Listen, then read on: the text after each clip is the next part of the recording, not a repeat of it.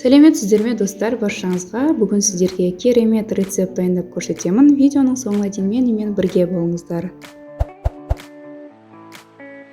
Алдымен 3 жұмыртқамызды алып, ағы мен сарысыны жақсылап шайып араластырып алатын боламыз.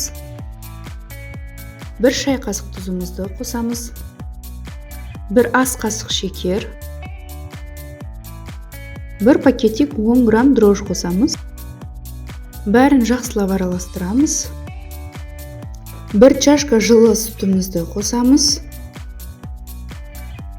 1 чашка жылы су қосамыз. Жақсылап араластырамыз. 300 граммдай ұн қосамыз. Бәрін тағы да жақсылап араластырамыз.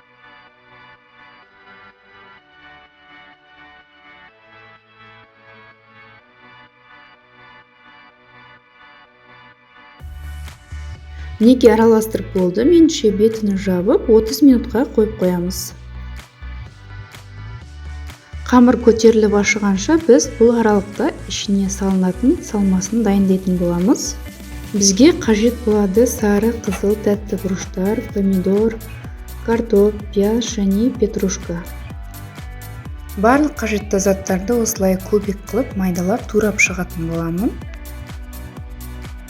Достар, егер менің видеом сіздерге ұнаса, каналдың дамуына өз үлестеріңізді қоса аласыздар. Ол үшін каналға тіркеліп, лайк басып, комментария жазып, қолдап кетулеріңізді сұраймын. Видеоны достарыңызға жіберіп, үлесіп қойсаңыздар да болады.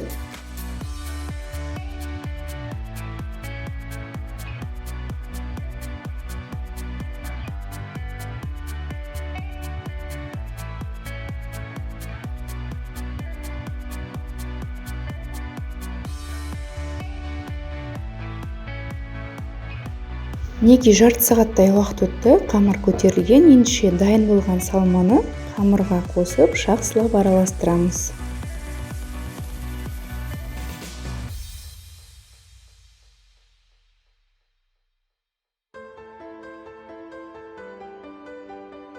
Дайын болған салманы табада 2 бетін қызартырып, жақсылап қуырып алатын боламыз. Дайын болған салмамызды табаның астыны қатты қоймай, орташа отта қойып пісіретін боламыз. Әр бөлігімізді пісіріп аларда, табаның ішіне алдымен сұйық маймен жақсылап майлап, сосын пісіріп алатын боламыз.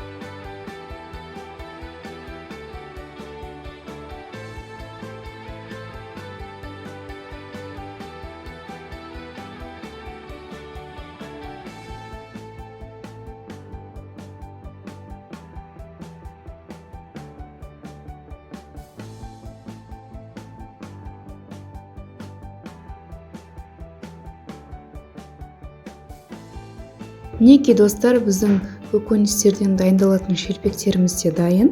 Өте керемет, оңай әрі жылдам рецепт. Бұл рецепті міндетті түрде дайындап көріңіздер. Видеоның соңына дейін менімен бірге болған көрермендерге өз рахметімді айтамын. Достар, егер де видео сіздерге ұнаған болса, лайк басып, комментария жазып қолдап кетіңіздер. Видеоны достарыңызға таратуыңызға да болады. Достар, сіздермен болған Альбина. Келесі видеоларда көріскенше сау болыңыздар.